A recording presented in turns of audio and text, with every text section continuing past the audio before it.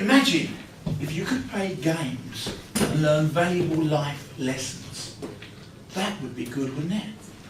Well, that is exactly what happened to me. Mr. Toastmaster, fellow Toastmasters and most welcome guests, it happened to me when I started playing chess competitively at club level. I learned a lot of lessons that helped me in life, including 3 that I'll tell you about this evening that helped me to get projects and jobs done. How many of you here know how to play chess? By the way, that's to be looked at if you can see it. Yeah. And how many of you think you need to know, think more ahead of moves than your opponent if you want to win in chess? Okay, well, it's certainly a part of it. I used to think that. But I remember my first team chess match when I came unstuck. It was 15 minutes into a 3-hour session, and my opponent stood up, slammed a move down, and shouted, "Miles v. Anderson, 1981. Well, I was a bit shocked. It's supposed to be a silent game. All the other players got up and started milling around the board. I sat there for 2 or 3 minutes thinking, and suddenly I realised I'd been checkmated. I was thinking 3 or 4 moves ahead, and I was embarrassed that I'd missed a few and made a mistake. I was just reacting to the moves that my opponent made rather than planning. Later, my chess mentor, Dane, said to me, "Kevin, any plan, even a bad plan, is better than no plan. Any plan, even a bad plan, is better than no plan." Now, my life lesson from that is that if you don't make a plan, without a plan, you don't take that first step forward. And if you've got a plan, at least you're moving forward and you can make adjustments to it, but you've started on your journey. So going back to chess, I decided to start working on planning. But I asked Dane if he could watch a few of my games and maybe look back on them where I've written the moves down. I carried on playing, but now I was playing all the time, planning, strategising every move.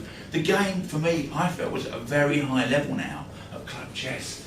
I played more and more matches for the team, and I thought I was a real asset. I thought the other team players liked me as well, because I was playing fast. I was faster than them. At losing. Every match, loss after loss.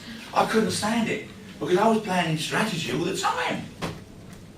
I asked Dane for some advice, and he said, he asked me how I used my clock time. Clock time? Well, for those of you who don't play chess competitively, let me show you a picture of a chess clock. Do you see the 2 chess clock faces? 2 clock faces. Well, only one of them will ever move at a time during a match. It's for the person who's got to make the move. Clock time? I said to Dane, clock time? What do you mean? And he said, Dane explained that I'm spending too much time on strategy and not enough time on tactics. He said, Kevin, when it's your opponent's time to move, then you work on your strategy. When you need to how to implement your plans. But when it's your clock time, you think about your tactics, how to implement the strategy. It sounded good, tactics and strategy. Break it down, strategy and tactics. So another lesson that I learned at chess that was useful in real life, because once I had a plan, I could set up a strategy. And then to achieve that goal, I would break it down into smaller bits, like the tactics in chess. And that made even impossible tasks seem possible. So back to the chess, and off I went, and I started working on planning and strategy and tactics. And you know what? I started winning some matches. I was beating players like me that were fairly new, and even established club players. So I decided I wanted to enter the County Knockout Cup, the Capel Cup. I was drawn white in the 3rd round, having beaten 2 club players prior to this. And it was getting serious now, and I was drawn against Gary Kenworthy. Now, Gary Kenworthy was an internationally rated master of chess, and I wondered how I would fare. I was drawn white in the 3rd round. I knew about planning and strategy, so therefore, maybe, who knows, I could do something. The game came around, we sat down opposite each other. I played the first move and Gary played quite quickly. I decided to move it out of the openings that he knew to try and level the playing field and hopefully use up some of his time. We were neck and neck going to the 15th move, and I thought it was probably drawn. So I offered an exchange of bishop and pawn for bishop and pawn, and Gary sat staring. He made no move for maybe 10 or 15 minutes. Then he made every move in about 5 seconds. And 15 moves later, I resigned. I was puzzled, so I asked Gary why he spent so long on move 15, why he then moved so fast, and why I lost. He said, Kevin, I was looking at the square control, the overview of what pieces and pawns were controlling what squares, and basically you was lost in any combination of moves from that point onwards because of the square control. What Gary was really saying was that even though I planned and worked on strategy and tactics, I didn't look at the big picture. So I lost.